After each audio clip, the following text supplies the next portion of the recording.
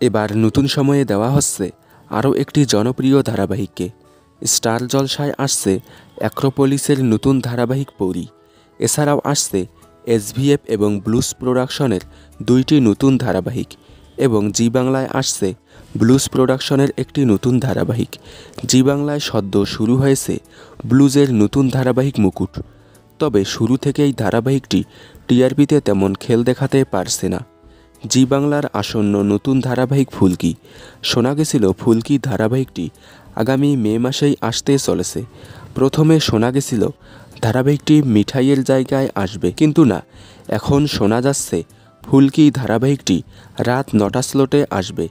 আর যার কারণেই সোহাগ জল ধারাবাহিকটিকে নতুন সময়ে দেওয়া হবে অথবা শেষ করে দেওয়া হবে।